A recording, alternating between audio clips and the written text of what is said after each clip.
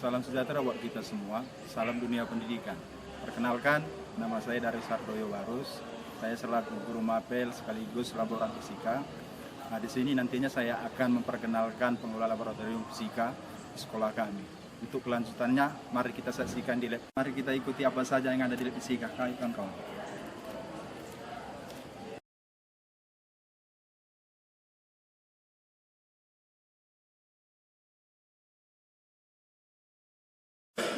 Di sini saya akan memperkenalkan fasilitas-fasilitas laboratorium fisika, di mana fasilitas fisika ini dapat membantu praktik dan kinerja dari peserta didik. Fasilitas yang ada di sini, komputer, printer, di mana fasilitas ini dapat membantu untuk mencetak data-data yang diperlukan oleh peserta didik. Di sini ada dua lemari kelistika, di mana alat dan bahan ini digunakan peserta didik untuk melakukan suatu percobaan kelistika. Manfaatnya, peserta didik dapat membuktikan rangkaian selingan paralel, dan yang kedua, peserta didik dapat mengukur arus dan tegangan listrik. Dan di sini kelihatan ada timbangan, ini namanya timbangan 4 lengan, di mana timbangan 4 lengan ini digunakan untuk mengukur massa satuan gram.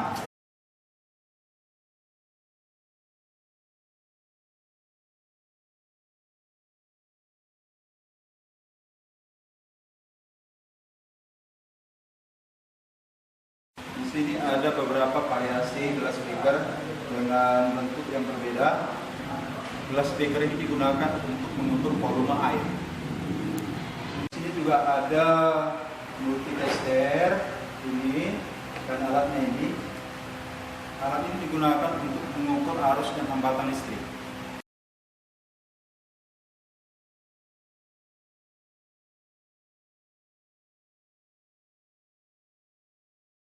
Jadi saya akan menunjukkan alat perangkat pendukung alat percobaan. Inilah perangkat pendukung alat percobaan. Ini digunakan untuk membuat bagian gravitasi yang lebih mudah digunakan oleh peserta didik. Dan ini model penyusun atom untuk menentukan partikel-partikel atom yang terkecil.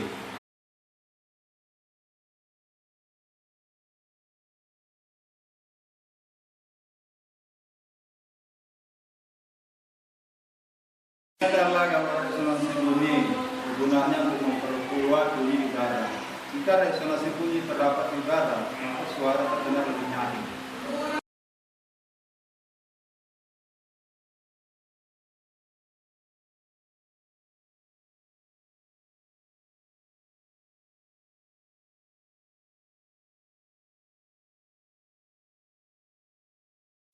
Alat ini bernama alat optik, gunanya untuk mengukur jarak benda, jarak bayangan, dan jarak fokus.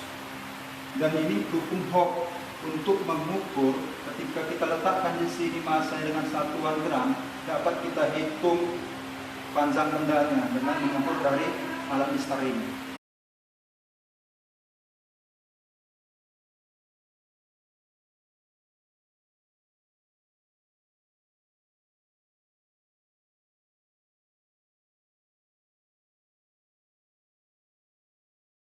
Alat ini adalah alat percobaan pesawat Edward yang berada di antara kedua lemari. Adapun fungsi pesawat Edward untuk mengetahui waktu yang diperlukan sebuah benda untuk jatuh pada tanah. Untuk menentukan suatu nilai besaran fisis, momen inersia, lalu mengenal hukum Newton dalam sistem katrol, mengamati gerak dipercepat dan gerak dengan kecepatan tetap, memeriksa apakah hukum Newton berlaku baik terhadap sistem katrol, dan menghitung harga momen inersia katrol bila percepatan gravitasi diketahui. Adapun manfaat dari pesawat Edward, yang pertama, peserta didik mampu memahami gerak suatu benda, yakni gerak dipercepat dan gerak dengan kecepatan tetap pada praktikum kali ini. Peserta didik mampu menghitung langsung benda yang diamati baik dan benar sesuai dengan aturan yang ada. Alat ini alat percobaan bejana berhubungan.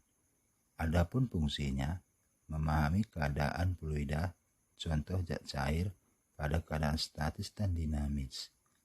Adapun manfaatnya, peserta didik dapat memahami beberapa bejana berisi cairan homogen yang saling terhubung dan memiliki tinggi permukaan cairan yang sama tanpa terpengaruh oleh ukuran dan volume tiap bejana.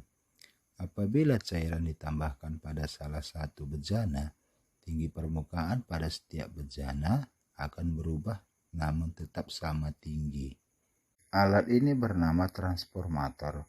Adapun fungsinya untuk menaikkan tegangan, untuk menurunkan tegangan, mengubah daya, mengisolasi tegangan, mencocokkan impedensi.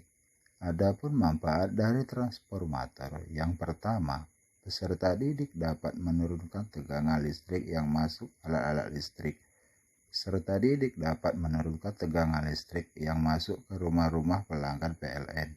Yang ketiga, peserta didik dapat menaikkan tegangan listrik pada sistem. Yang keempat, sebagai pengelas listrik. Ini adalah alat percobaan hukum Ohm. Adapun fungsinya, dapat mengetahui hubungan antara tegangan dan arus. Dapat memahami rangkaian pada praktikum hukum Ohm. Adapun manfaat dari percobaan hukum Ohm. Yang pertama, peserta didik mampu mempelajari hubungan antara tegangan, arus, dan resistansi secara teori dan eksperimen. Dan yang kedua, peserta didik dapat membuktikan hukum Kirchhoff dengan membandingkan tegangan yang diperoleh melalui eksperimen dan teori. Alat ini bernama generator frekuensi. Adapun fungsi dari generator frekuensi sebagai pembangkit sinyal atau gelombang listrik, sebagai pembangkit gelombang listrik sinusoidal. Adapun manfaat dari generator frekuensi, peserta didik mampu membangkitkan tenaga listrik. Adapun sumber energi yang digunakan juga bermacam-macam, seperti air, matahari, gas, alam, gelombang laut, angin, dan lain-lain. Alat ini bernama kalorimeter. Adapun manfaat kalorimeter untuk mengukur jumlah kalor yang terlibat dalam suatu perubahan atau reaksi kimia. Fungsi dari kalorimeter, yang pertama, peserta didik mengetahui kalor suatu perubahan dalam reaksi kimia. Yang kedua, peserta didik mengukur jumlah kalor pada perubahan reaksi kimia. Yang ketiga, peserta didik menghitung jumlah kalor suatu perubahan reaksi kimia. Yang keempat, peserta didik mendeteksi suhu pada suatu kalor. Yang kelima, peserta didik melakukan suatu percobaan pada kalor. Adapun tugas laboran fisika, yang pertama, melakukan inventarisasi alat dan bahan. Yang kedua, memelihara alat dan bahan. Yang ketiga, mengevaluasi alat dan bahan. Yang keempat, wajib hadir setiap jam pekerjaan. Yang kelima, menyediakan alat dan kegiatan percobaan.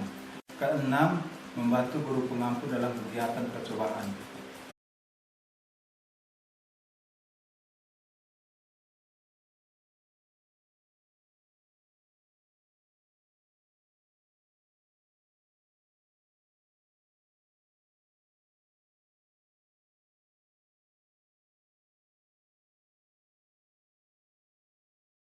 Nah, baterai dulu. Lihat lampu. Makin terang. Naikkan arus. Naik. Boleh hidup. Nah, tengok arus. Tadi kak lepaskan kan apa? Lepas. Naik. Oke, lepas. Ini namanya rangkaian seri. Kalau lepas satu kabel mati lampu. Untuk paralelnya nanti kita bikinkan alatnya lagi.